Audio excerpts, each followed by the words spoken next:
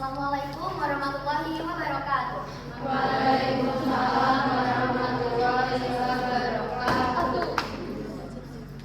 Selamat pagi semuanya. Kami dari kelompok 2 nomor urutan 1 akan menampilkan drama yang berjudul Sembunyi di Balik Sunnah. Selamat menyaksikan.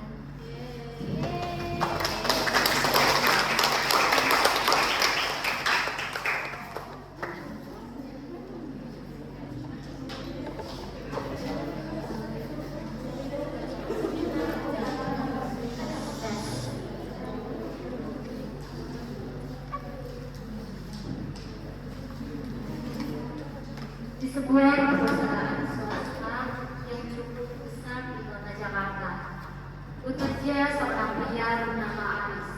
Ialah seorang manajer di perusahaan tersebut. Bisa dikatakan Aris adalah pria yang sangat diidamkan oleh para wanita.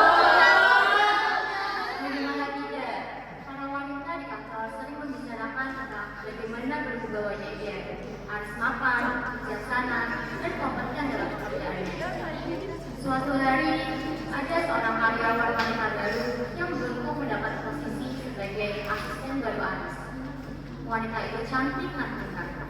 Para karyawan mulai bergosip panas tentang hubungan mereka ke depannya. Namun, apa kamu ada nanti menjadi hubungan serius di antara mereka? Ingat, Aris sudah mempunyai istri.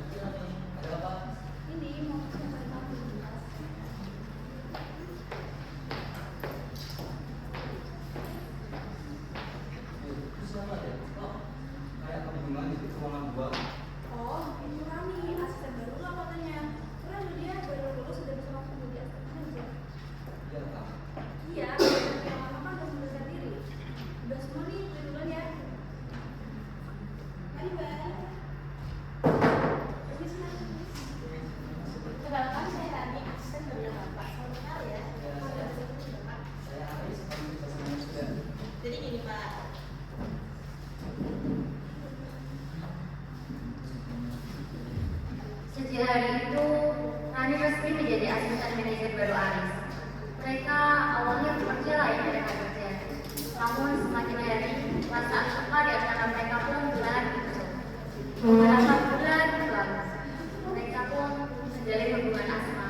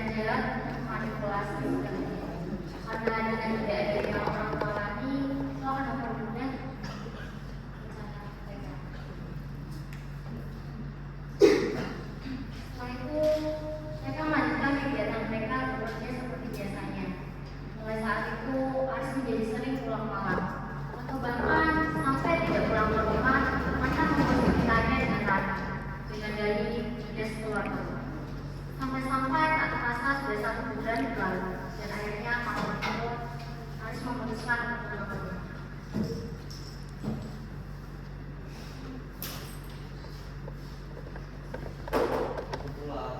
Mas, udah pulang? Gimana dinasnya? Tumben sampai 1 bulan? Ya lah, aku capek, bukan urusanmu. Astagfirullah. Kenapa Mas Aris banyak berubah gitu ya? Mungkin dia banyak kerjaan. Bisa merasa sangat sedih. Dia berusaha meyakinkan dirinya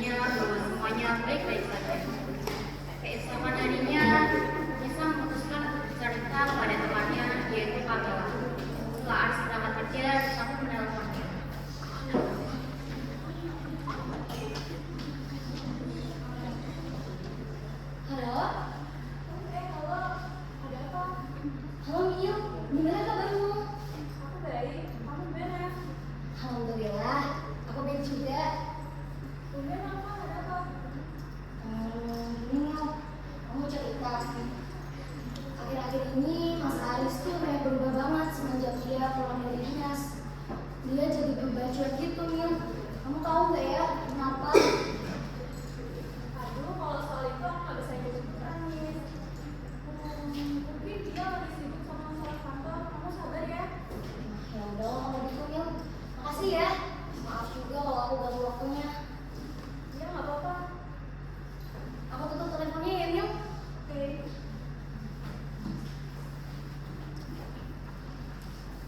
Keesokan harinya di kantor Aris.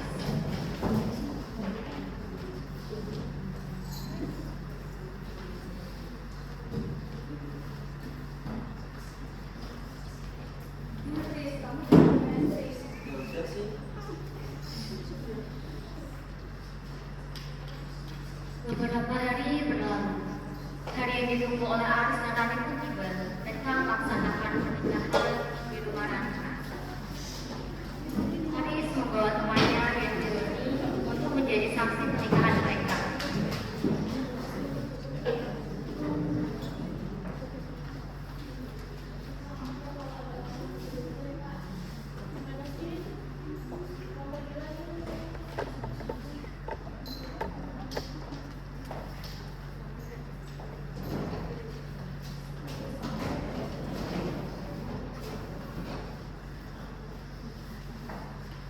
Jadi kita mau kemana sih? Cuma sebenarnya kerjaan lagian. Bukan aku juga sakit. Kok nggak bayar tadinya sih? Udah, belum tuh tiba aja. Sesampainya mereka di rumah Rani, Pak Ustadz dan Rani sudah siap di dalam rumah mereka. Ini Ustaz, ini saksi ya Ustaz nikah. Ya. Saksi. Jangan aja Tris. Pernikahan mereka dilaksanakan sebagaimana mestinya. Doni yang menjadi saksi bingung. Udah siap? Kalau begitu, maka kita calon mempelai membaca iktifat dan syahadat terlebih dahulu.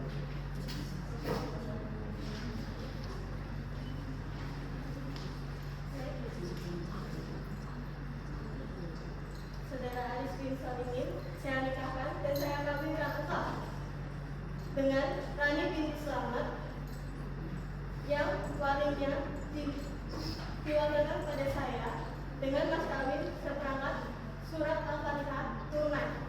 Saya terima nikah dan kawinnya Rani binti Slamet dengan mas kawin tersebut dibayar tunai. Bagaimana?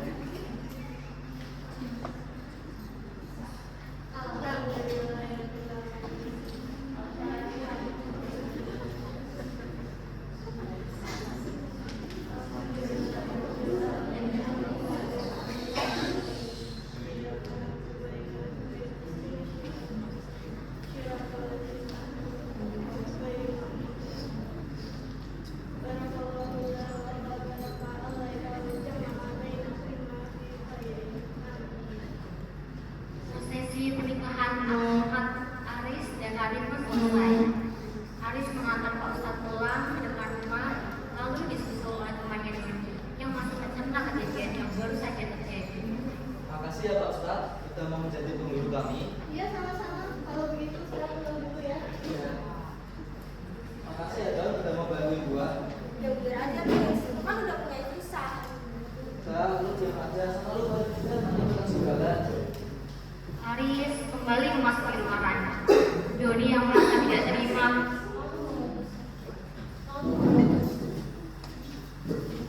Lalu memutuskan untuk menghubungi Kamila. mengenai kejadian tersebut. Setelah itu, dia segera pergi karena masih memiliki pekerjaan yang harus diselesaikan.